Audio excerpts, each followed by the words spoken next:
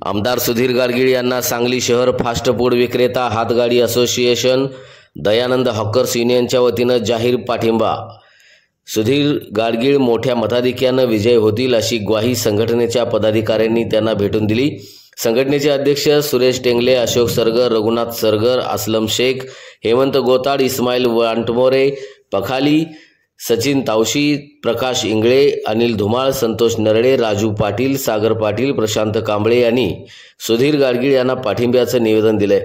फेरीवाला महामंडळ राज्य शासनाने स्थापन करावं, सांगलीत फूड कोर्ट उभं करावं, सांगलीतील 100 फुटी रोड तसंच MSEB जवळ फास्ट फूड कोर्ट स्थापन करावं, महापालिकेचे भूई भाडे कमी व्हावे अशा मागण्या संघटनेकडून सुधीर गाडगीळ यांना केल्या आहेत।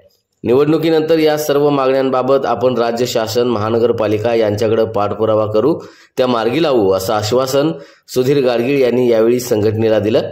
यावेळी माजी आमदार दिनकर तात्या पाटील, शहर जिल्हाध्यक्ष प्रकाश डंग, भाजपा प्रदेश कार्यकारिणी सदस्य अविनाश मोहिते,